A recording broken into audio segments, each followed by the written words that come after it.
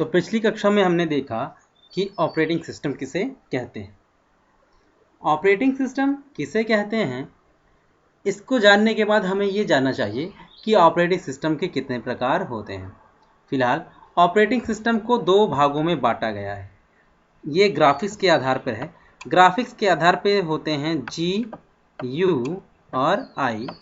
GUI का मतलब है ग्राफिकल यूज़र इंटरफेस और दूसरा होता है CL और I, कमांड लाइन इंटरफेस। ऐसे ऑपरेटिंग सिस्टम जिनमें चित्रों का प्रयोग किया गया हो वो होते हैं, ग्राफिक्स का प्रयोग किया गया हो वो होते हैं ग्राफिकल यूज़र इंटरफेस। और CLI वे होते हैं जिसमें कमांड, सारे कार्यों को आदेशों के द्वारा या कमांड्स देके टाइप करके उपयोग किया जाता है। इसको कुछ इस प्रकार भी कह सकते हैं कि GUI में चित्रों का प्रयोग होता है, माउस और कीबोर्ड दोनों का, जबकि CLI में केवल कीबोर्ड का यूज़ होता है। इसको अगली कक्षाओं में हम लोग देखेंगे। तो आगे बढ़ते हैं। दिए गए चित्र में हम लोगों ने देखा था कंप्यूटर गेम्स, जिसके बारे में हम लोग भली बात जानते हैं। गेम्स होती हैं, खेलने में प्रयोग की जाती हैं मनोरंजन के लिए। इंटरनेट ब्राउज़र का प्रयोग किया जाता है इंटरनेट को एक्सेस करने के लिए।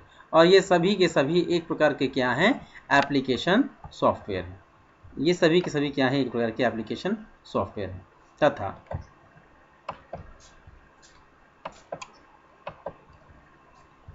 इन एप्लीकेशन सॉफ्टवेयर के बाद ऑपरेटिंग सिस्टम आता है, जो इन सारे एप्लीकेशन सॉफ्टवेयर को एक्सेस, हार्डवेयर को एक्सेस करने की अनुमति देता है। तथा ऑपरेटिंग सिस्टम में कुछ भाग ऐसे भी होते हैं जो यूटिलिटी करते हैं। यूटिलिटी का मतलब है मरम्मत का कार्य, मेंटेनेंस का कार्य करते हैं। तो चलते हैं परिभाषा के अनुसार। यूटिलिटी उन विशेष सॉफ्टवेयरों को कहा जाता है जो कि किसी सिस्टम के, ऑपरेटिंग सिस्टम की मेंटेनेंस अर्थात रख रखाव का कार्य करते हैं, मरम्मत का कार्य करते हैं। जैसे कि ज़्यादा रैम ना लेने पाए या कोई फॉल्ट आ जाए तो मैसेज जनरेट करे कि यहाँ पे प्रॉब्लम है, इसको ठीक कर लीजिए। और मैनेजमेंट, प्रबंधन का कार्य करते हैं। जब भी कोई प्रोसेस चलता है तो वास्तव में वहाँ पे रैम की कितनी आवश्यकता है, रोम की कितनी आवश्यकता है और साथ में हार्ड डिस्क की क्या आवश्यकता है,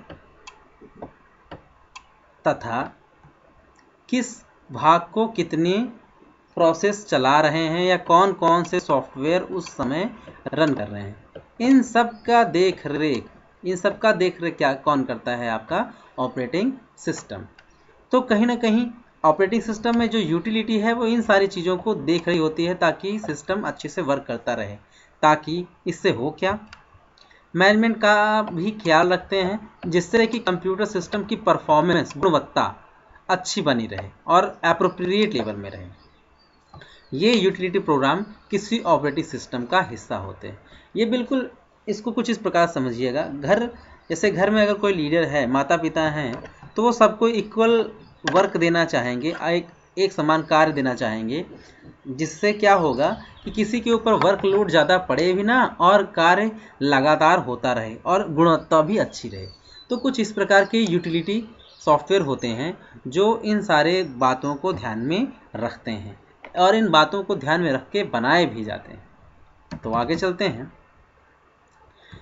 सिस्टम सॉफ्टवेयर ऐसे सॉफ्टवेयर हैं जिनका प्रयोग हार्डवेयर की क्रियाओं को संचालन करने के लिए किया जाता है। ये तो हम लोगों ने देखा ही है कि सिस्टम सॉफ्टवेयर क्या होता है।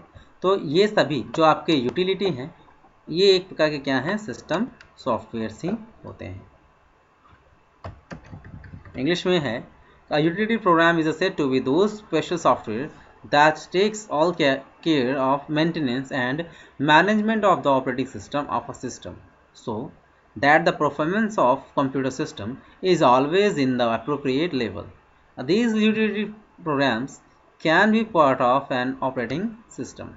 Means a utility program is a part of operating system, and utility provides a maintenance as well as management of the computer. It always maintain the performance of operating system as well, maintain the performance for operating system as well as hardware. Then